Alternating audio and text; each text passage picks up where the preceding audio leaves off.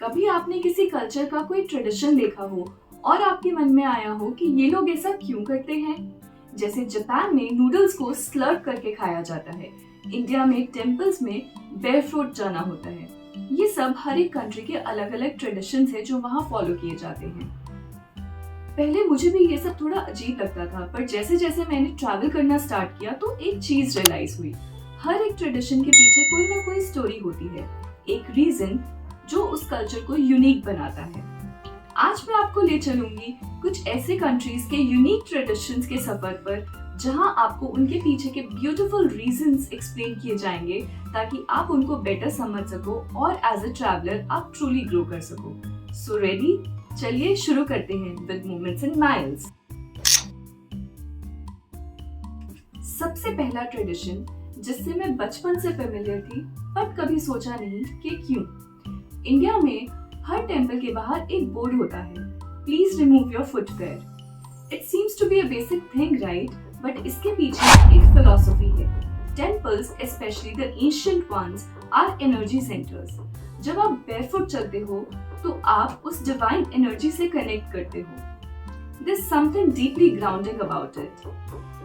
मेरे लिए ये सिर्फ एक रिचुअल नहीं, एक रीसेट बटन था, जैसे आपके सारे स्ट्रेस, सारे वरीज अर्थ के अंदर चले गए हों। It felt so soothing and so calming.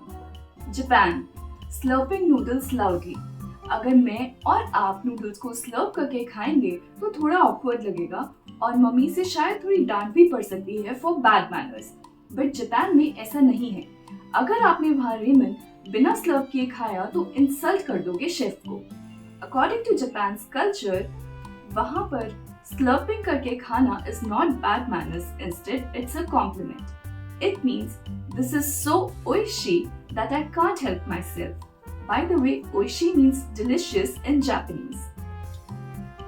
So next time you visit there, do eat your ramen while slurping.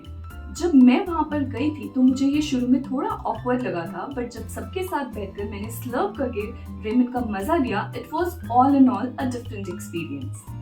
ऐसा लगा जैसे मैं उनके कल्चर का एक पार्ट हूँ। घाना, funerals that look like festivals. ये मैंने कभी नहीं सोचा था। फ्यूनरल्स जो पार्टी जैसे लगते हैं। घाना में लोगों का मानना है कि death is not the end, it is just a passage to the ancestrals world. यहाँ पर जब कोई पास अवे होता है तो उसकी लाइफ को सेलिब्रेट किया जाता है फुल ऑन फेस्टिव स्टाइल। ढोल, डांस, फूड सब होता है।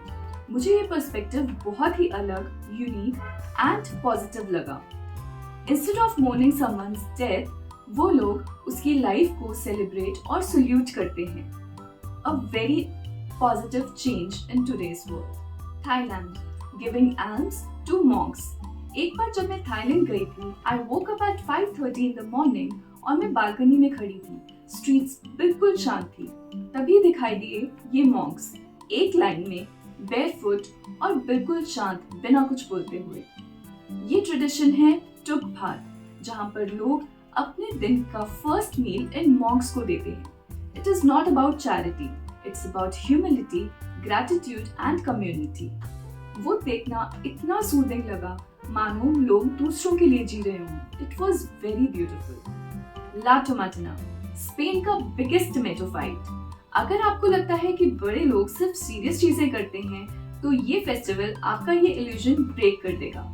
ला टोमाटिना वर्ल्ड का सबसे बड़ा टोमेटो फाइट है। ये हर साल अगस्त में बुनोल नाम के एक स्मॉल टाउन में सेलिब्रेट किया जाता है, जहाँ पर लोग एक दूसरे पर अराउंड 100 टन्स ऑफ टोमेटोज फेंक देते हैं। ये सिर्फ एक मेसी मस्ती नहीं, इसका ओरिजिन भी बहुत इंटरेस्टिंग है। 1945 में कुछ लोगों ने एक परेड निकाली जिसका मजाक बन गया और लोगों ने उन पर टोमेटोज फेंकने स्टार्ट कर दिए। And the rest is history. ये फेस्टिवल हमें सिखाता है कि लाइफ में हर चीज को सीरियसली नहीं लेना चाहिए। इनफैक्ट थोड़ी सी मस्ती जरूरी है टू कीप यू एक्टिव। आज हमने सिर्फ कुछ ट्रेडिशंस नहीं देखे, बल्कि उनके कल्चर्स को दिल से एक्सप्लोर किया। हर एक ट्रेडिशन का एक यूनिक फिलॉसफी होती है, जैसे स्लर्पिंग में रिस्पेक्ट होती है, टोमेटोज में थोड़ी मस्ती। हर एक ट्रेडिशन के पीछे एक स्टोरी होती है जो हमारे एक्सपीरियंस को यूनिक बना देती है। अगर हम उनके कल्चर को रिस्पेक्ट करते हैं तो हम वहाँ का एक पार्ट बन जाते हैं और ये मेमोरीज हमारे साथ थ्रू आउट लाइफ रहती हैं।